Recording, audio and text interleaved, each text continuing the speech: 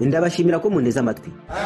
Wowe Emirene na DJ Brian ngiye kuba nagira gute nabarangiza. Ugize ngo ngiye kwifashisha imiryango yanyu, ababyeyi banyu n'abana banyu kugira ngo be nagira gute nabarangiza. Mwe n'abatumirwa banyu ngiye kubakorera ikintu kibi cyane.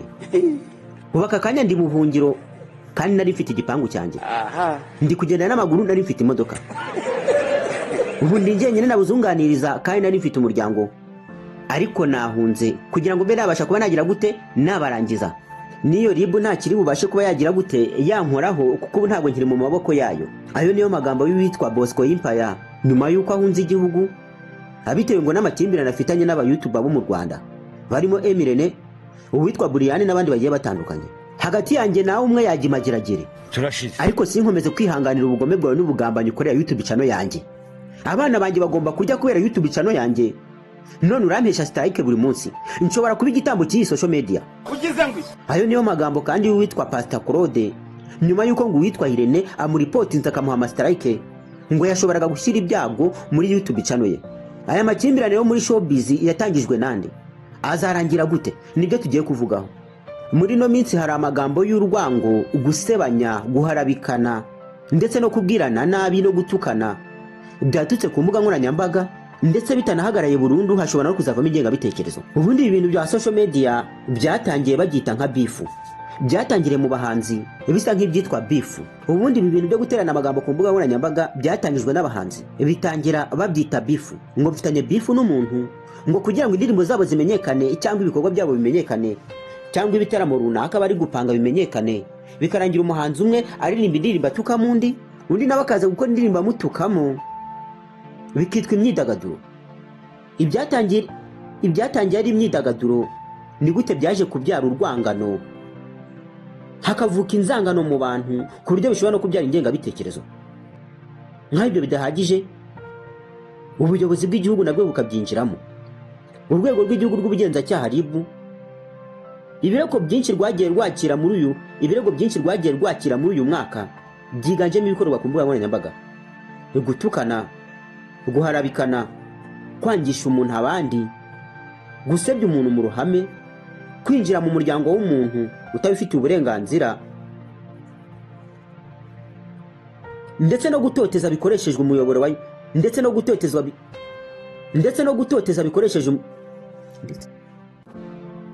gutotezwa hakoresheje imbuga nkoranyambaga.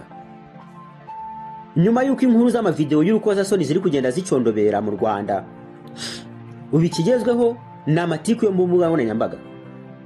Hari hashize inkundura nini cyane y'amavideo y'urukozasoni, bimwe byaviremo abantu benshi gufungwa, abandi bakagezwa mu nkiko bakaburana nubwo bamwe bagiye bataha, ariko byagiye bibongamira abantu benshi. Nyuma y'amavideo y'urukozasoni ubu haje inkundura y'amagambo, gusebanya, guharabikana, kubwirana nabi, bikanatuma bamwe bahunga igihugu, biri hagati mu ba YouTuber n'abandi bagiye bakoresha imbuga nkoranyambaga zitandukanye. Inkuru igezweho iri gusangwa ahantu hose ku mbuga nkoranyambaga ni y'uwitwa Bosco Empire na Murindahabi Irene. Ubundi Murindahabi Irene ni umunyamakuru wabigize umwuga kandi watangiye itangazamakuru kuva kera. Yakoreye ibinyamakuru bigiye bitandukanye harimo Isango Star, The Choice Live n'ibindi binyamakuru. Muri no minsi uwitwa Irene yibasiwe cyane n'abanyamakuru ndetse n'abakoresha imbuga nkoranyambaga bagenda bamuharabika, bagenda bamuvugaho amagambo atandukanye. Abenshi bakavuga ngo ko yabagambaniye, ngo akabatera strike, ngo agashaka gufungisha amacano yabo ya YouTube, nyamara ngo ariyo mahahiro bafite atuma batunga abana babo. Bati Emirene uradutera strike, bagashaka kudufungira ama YouTube kandi ariho dukura umugati ugaburira abana bacu. Ubatereka duhahe nawe uhahe. Ayo niyo magambo ya Pastor Claude, ni nayo magambo kandi y'uwitwa Bosco Empire. Ariko kandi uwitwa Bosco Empire ntagakiri muri iki gihugu cy'u Rwanda, yahunze igihugu ajya mu bihugu by'amahanga nyuma yuko ngo abonye ko ngo batangiye kumushakisha ngo ashobora no gufungwa. Ati njyewe natanze ikirego kuri RIB ngo ntibagira icyo bamfasha, ngo ariko njyewe abandega mugahita mubaha ubufasha mugashaka kunkurikirana. Ati nahunze igihugu nagiye hanze. Ati witwa Emirene yagiye ampemukira cyane, ati niyo mpamvu ubu ngubu ndi hanze y'igihugu naye ngiye kumurekuraho imiriro. Bosco Empire ati wowe Emirene ubambujije gukoresha amafoto yawe cyangwa amashusho yawe mu buryo butemewe, ariko aka kanya ndagira ngo nkumenyeshe ko ngiye kuyakoresha mu buryo buteye ubwoba, ku buryo uzicuza impamvu yatumye ngendaho. Ati si wowe gusa, nuriya witwa DJ Brian. Ati DJ Brian nawe ati DJ Brian, nawe ndaje mbe nakwinjira mu miryango yawe, mvuga iby'ababyeyi bawe, mvuge n'iby'abantu uvuga kurera, ati byose mbishyire hanze, ati nzababaza mwe n'abatumirwa banyu ku buryo muzagera igihe mukicuza impamvu mwigeze kugira ikibazo nanjye. None ko ibyo twitaga showbiz bitangiye kuvamo ibyaha byambukiranya imipaka, biraza kugenda bite? Abantu benshi bacitse ururondogoro nyuma yo kubona amagambo Bosco Empire yagiye atangaza ku mbuga nkoranyambaga ze zirimo YouTube. Urubuga rwa YouTube na Twitter ziza mu myanya y'imbere mu mbuga zigenda zikoreshwa cyane mu gukwirakwiza amagambo y'iterabwoba, yo guharabikana, yo gusebanya, yo kwangisha abantu abandi, hatavuyemo ndetse n'ingengabitekerezo. Abantu benshi bamaze kubona ko imbuga nkoranyambaga nka YouTube ari ikirombe kivamo amafaranga. Abenshi bakazikoresha mu buryo bwiza, ariko kandi hakaba hari n'abandi bazikoresha mu buryo bubi. Umuntu akavuga ngo nimba YouTube umuntu ashobora kubona amafaranga, nguko byagenda kose ngiye kuzikoresha mu buryo bubi mparabika abantu, kubera ko ikintu kiza nakora kitarebwa, ahubwo reka nshaka ibintu bibi byatuma namamara, nkamamara abantu bakareba ibyo nakoze, bigatuma ninjiza amafaranga. Ibyo ni ibintu ushobora gukora ariko bitaramba, bishobora no kukuviramo ingaruka mbi zatuma ufungwa cyangwa se uganafungisha bagenzi bawe. Ubundi nta muntu watekerezaga ko aya matiku yo kuri social media ashobora kuzagira hageze iki gihe. Hari abantu benshi bagiye bahunga igihugu cy'u Rwanda bitewe n'aya makimbirane yo ku mbuga nkoranyambaga. Ku ikubitiro haraza uwitwa Nyarwaya Innocent, uwitwa Yago. Abantu benshi ntabwo batekereza ko uwitwa Yago mu byatumye ahunga igihugu n'aya makimbirane yo ku mbuga nkoranyambaga arimo.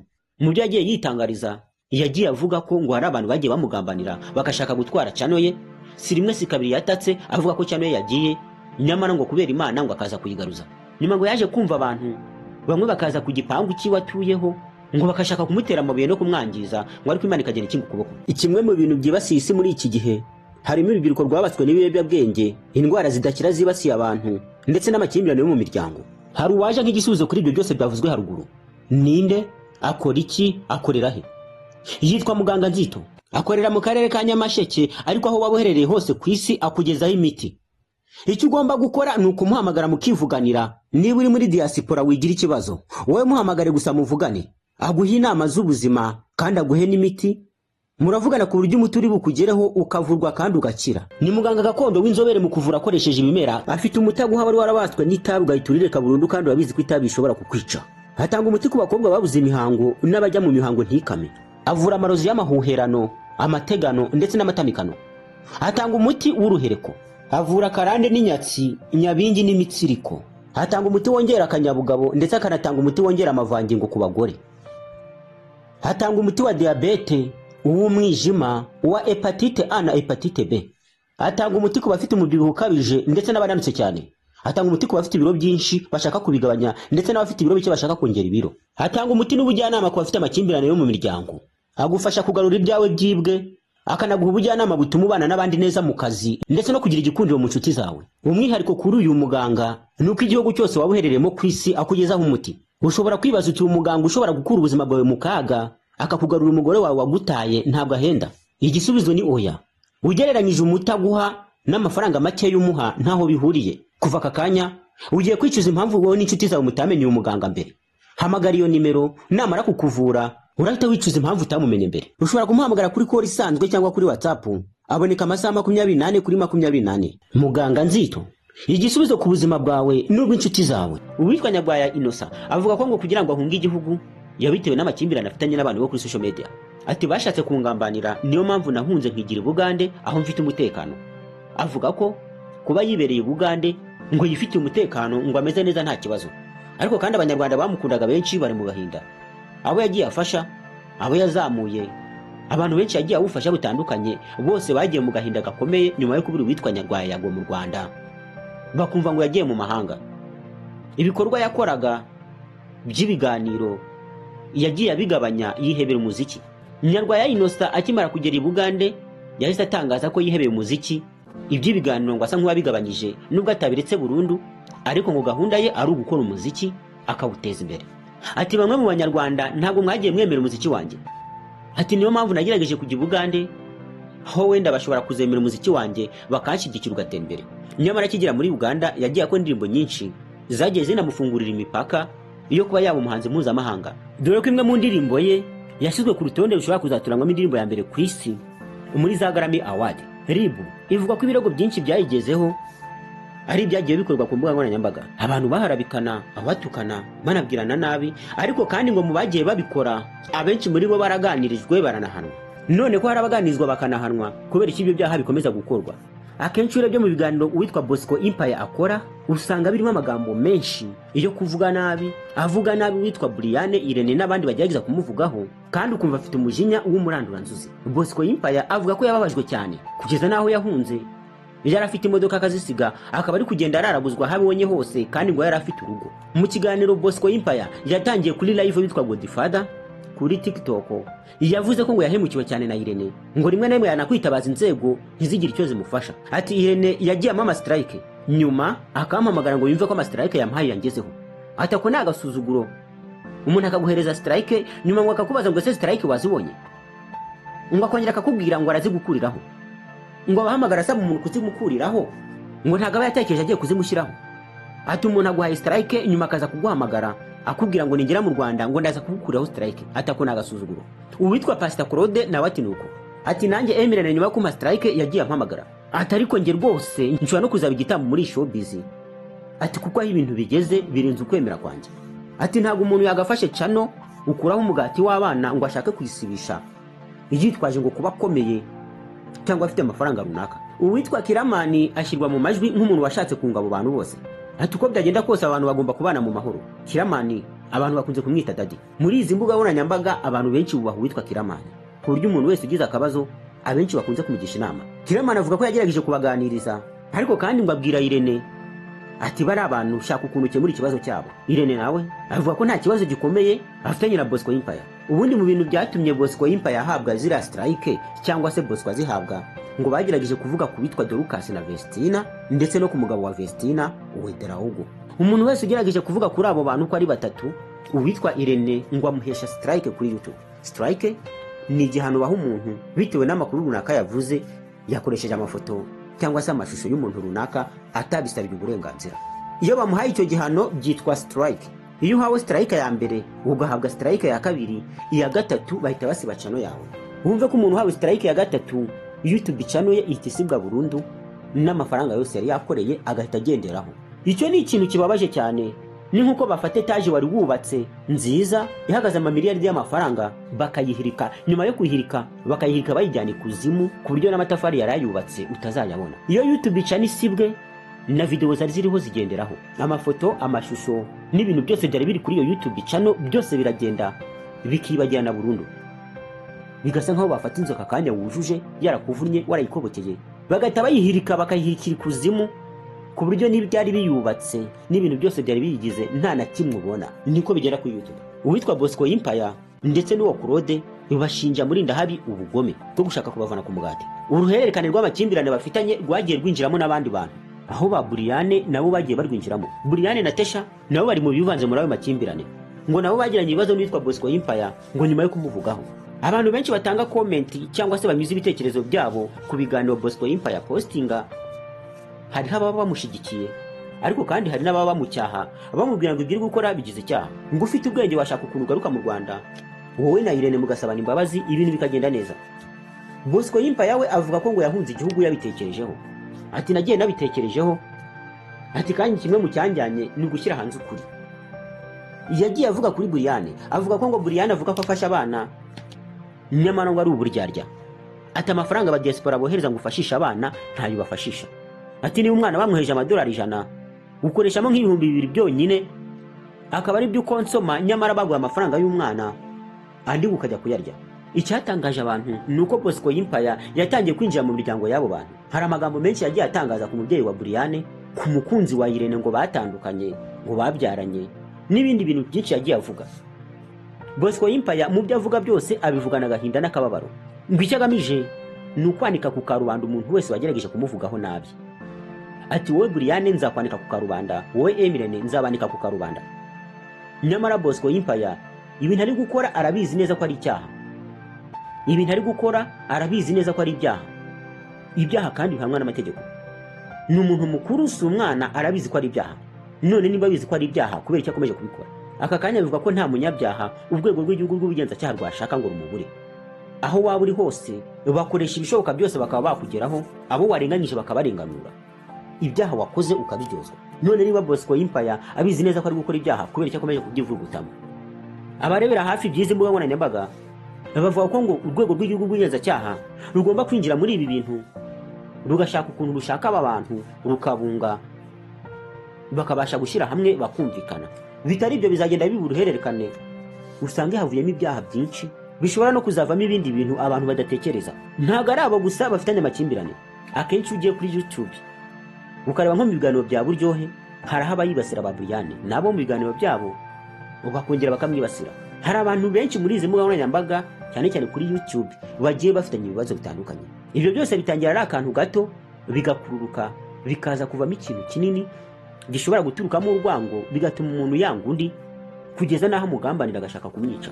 Atanashaka kumwica akaba yamuhombya cyangwa se akamutumaho umuntu. Umuyobozi w'urwego rw'itangazamakuru ryigenga RMC Mutesi Scovia avuga ko ibi bintu bidakwiye. Avuga ko ibi bintu bikomeje hazavamo ikindi kintu abantu badatekereza. Ati ibi ni ibintu bigomba guhagarara.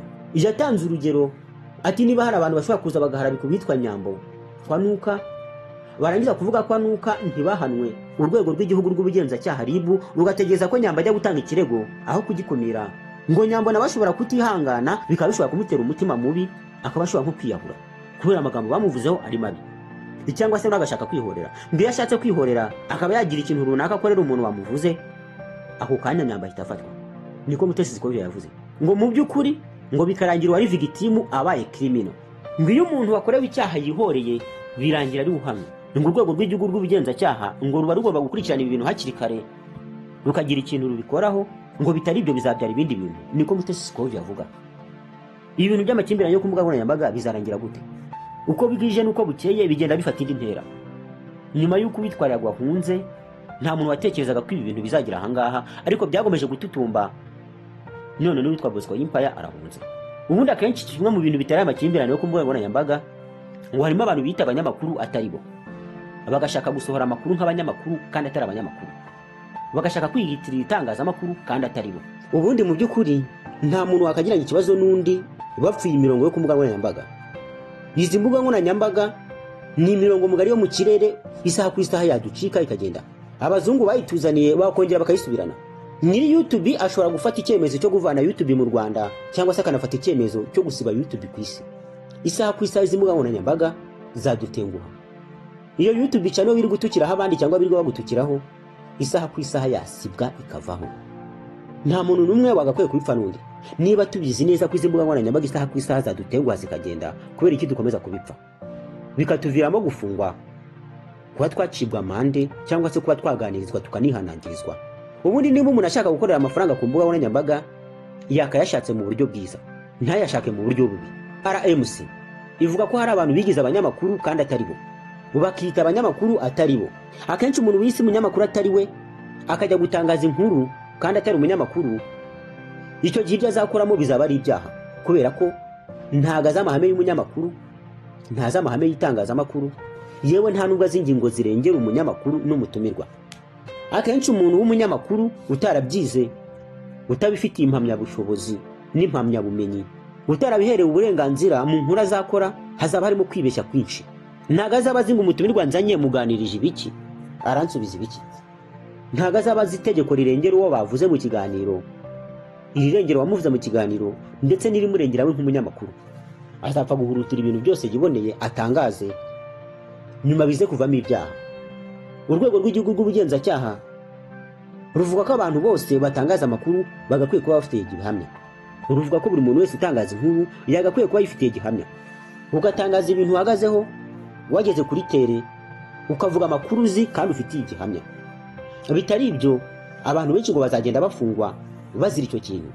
Umuyobozi wa RIB Dr Murangira Thierry ahora atanga ibiganiro atumiza itangazamakuru afatanyije na polisi y'igihugu, bakaganiriza abanyamakuru n'abakoresha imbuga nkoranyambaga, bakababwira ko bimwe mu bintu bakora ari ibyaha. Niba ikigo runaka cy'igihugu gifata abantu kikabaganiriza kikababwira ko ibyo bakora bimwe na bimwe ari ibyaha, kubera iki bikomeza kwisubiramo? Ese ni indonke abantu bashaka kuri social media? Ese ni amakimbirane bari mu bantu ku ruhande bakayazana muri social media? Ibyo nta muntu n'umwe ubisobanukiwe. Gusa abantu benshi mu babikora ntabwo baba babizi, nta makuru ahagije baba bafiteho. Akenshi niba ukoze ubushakashatsi usanga abantu bigo basebyanya ku mbuga nkoranyambaga nta bindi bibazo muri rusange bafitanye, hari ukugira ngo binjize amafaranga.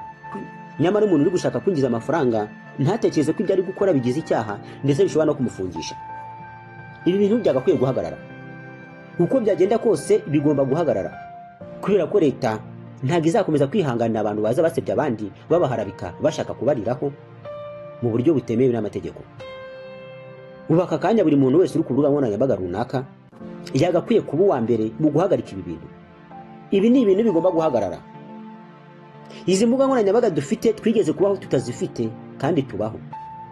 YouTube, Twitter n'izindi zije vuba mu Rwanda nta gihe kinini cyane zimaze mu Rwanda. Mbere yuko ziza abanyarwanda babagaho bakabana neza mu mahoro, na nyuma yuko ziza abantu bagomba kubaho kandi bakabana mu mahoro.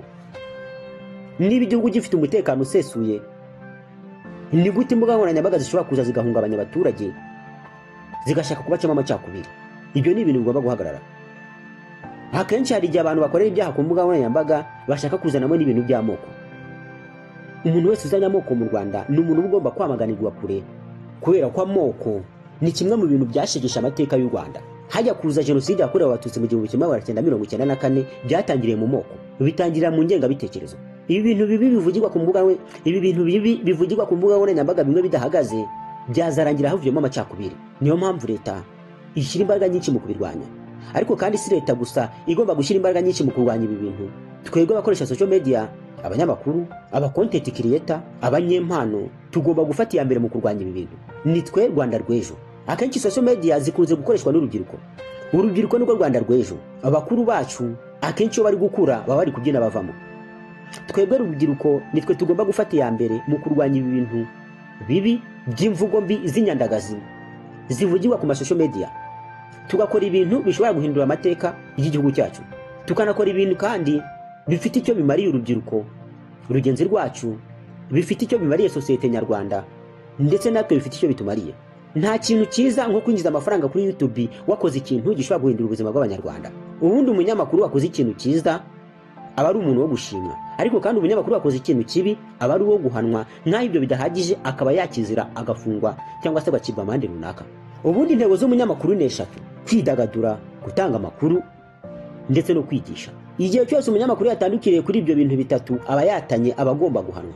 Ese umunyamakuru gusa ugomba gukora ibyo bintu, ahubwo n'aba-influencer muri rusange cyangwa se abakoresha imbuga nkoranyambaga bazwi baba bagomba kuba ba mbere mu gutanga amakuru ya nyayo, mu kwirinda guharabika bagenzi babo. Ibyo bizatanga umusanzu munini mu kubaka igihugu cyacu. Reka dusenge Imana tuyisabe ngo aya makimbirane ari hagati y'aba-YouTubers n'abandi bantu bagenda bakoresha imbuga nkoranyambaga zitandukanye arangire. Tubeho twinjiza amafaranga ku mbuga nkoranyambaga mu buryo bwiza budafite umuntu n'umwe bubongamiye.